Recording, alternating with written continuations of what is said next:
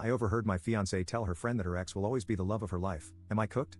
My fiance, 31F, and I, 33M, got engaged in October last year, and we have been in a relationship for 5 years now. Everything has been great, and I can honestly say that I've never met anyone who comes close to her. She's been the love of my life for sure. I've known her most of my life. We grew up on the same street just round the corner from each other.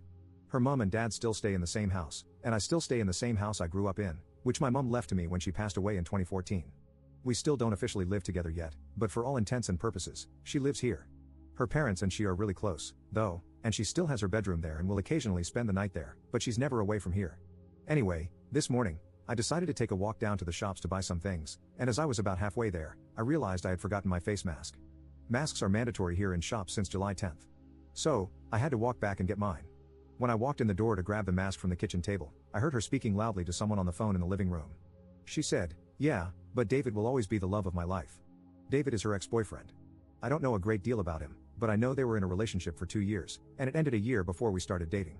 He also dumped her. I just grabbed my mask and walked back out. Just as I got to the shops, I felt weird, and I had to sit down as my mind was going in 1,000 different directions. I eventually got back home, and I immediately told her I felt sick and sent her back to her parents' house, as I didn't want her around while I was ill. I'm lying in my bed now, wondering what to do, to be honest. I know she didn't do anything wrong. It's not like she cheated on me or intentionally went out of her way to hurt me, but what's heard can't be unheard. She basically said that the person she's agreed to marry doesn't match up to an ex she hasn't been with for 6 years. The fact she said he will always be the love of her life also means that it's a void game. Her heart's already been taken, and there's nothing I could ever do to change that. Also, what would happen if he did come back into her life? You can't turn down the love of your life when they come calling, and I'd be dumped quicker than yesterday's leftovers. So what do I do? Tell her I was eavesdropping on her and heard her say that? Just end the relationship for a completely vague reason? Swallow my pride and pretend I didn't hear it? Everything has been wonderful, but there's no way on this earth I want to be someone's second choice, especially when her ex is the one on her mind that she obviously would be with if she could. I'm thinking about just saying it's not working between us. Update 1. I was going to update sooner, but I've spent the last 3.5 days drinking my feelings away, so my apologies. But I'll warn you, this is not a good update. Right, so after posting and receiving some advice on Reddit, on Thursday, I was thinking of telling her to come over at night so we could talk, but I settled on Friday morning instead as I wanted to get my head in a clearer state. She still thought I was ill, so I needed a bit of time to think through what I was going to say. So she comes around on Friday morning, about 8 a.m., with rolls and tuna mayo crunch her mom had made for me along with grapes, sweets, and juice and stuff. I think she could see right away that something was wrong as I must have looked stony-faced, and you could cut the atmosphere with a knife. Anyways, I said to her that I wasn't really sick, and that yesterday as I was going to the shops, I forgot my mask, had to come back to retrieve it, and when I got in to get it, I heard her talking in the other room about David. Her face went completely pale, and she started welling up, so I instinctively stopped talking and just stared at her. She then runs into the toilet, locks the door, and starts hysterically crying, and alarm bells are going off all over the place in my head. Her reaction made me think she didn't know what I heard, so she must have said some other stuff about him as well. I knocked on the door and told her that if she had any aspirations of saving this relationship, she had better tell me everything right now. 30 minutes or so went by, and she finally came out, dabbing her face with a tissue, and told me David got back in touch with her 4 or 5 months ago, and she had been sleeping with him once or twice a week since. I mentioned in my previous post that she will occasionally go and stay with her parents, usually about once a week, sometimes twice, sometimes none. The thing is, I've popped around myself dozens of times over the years to speak to her mom or dad, watch TV, or anything at all really without informing her, and she's always been there, so it's just become routine, and I've never thought any more of it. This has obviously been the times that she's gone to meet David.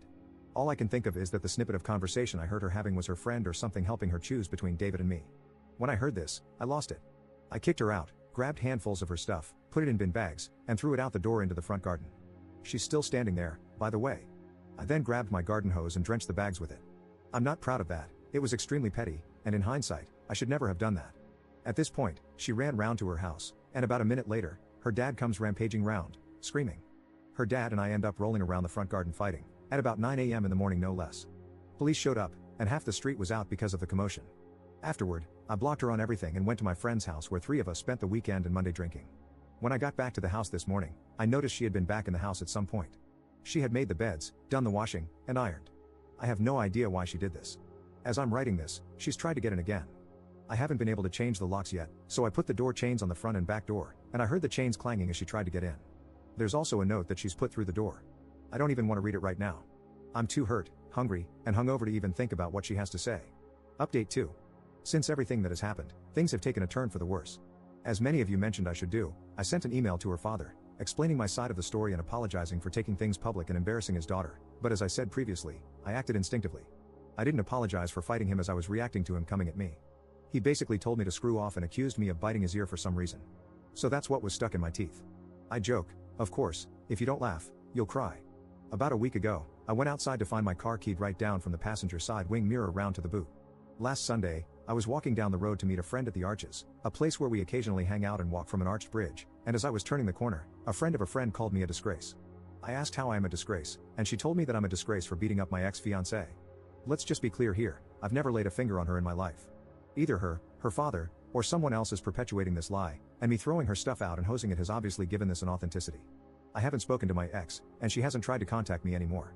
I think they're all on the same page now, that I'm the bad guy. I've got the ball rolling in putting my house up for sale. I can't live here anymore. I wish I still had my mom to lean on, she would make things better. Sorry for the crappy update. Update 3. Hey, wow, so it's been a year since I last posted. Firstly, I want to thank everyone who has reached out. I've tried to reply to everyone, and hopefully, this update will help. I am still in my house, but I will be renting it out rather than selling it. I can't in good conscience give up something that was my mom's and has been in the family for generations. I have since spoken to the father, and I understand why the family circled the wagons, but to throw me under the bus so brutally was genuinely ridiculous. Collateral damage to me and my name is alright, apparently. I've only known them my entire life. All in all, I feel like I was in the midst of a crap storm that changed course. Still struggling, but feeling a lot better now that I've got an umbrella and a roadmap. I would also like to note that I posted on social media giving my side of the story. Whether or not that was right or not is up for debate, I guess, but it was after I'd let those close to me discreetly spread it first, so I felt the time was right. Her side is still singing off the same hymn sheet, but I'm hoping neutrals will see things from my side. My close pals have been incredible throughout all this, but that's why they're close pals, I guess. Anyways, cheers. Edit. Well, it's been over a year again, and I have since moved out of my house and am now renting it to a nice older couple, so I thought I would update. I'm doing great, and I've even got myself a girlfriend. Wish me luck. What I've learned. Life came at me fast, but I stood strong, and for the first time in a long time, I'm looking forward to the future. We only get one life, right? Screw spending it with someone who would treat me like trash.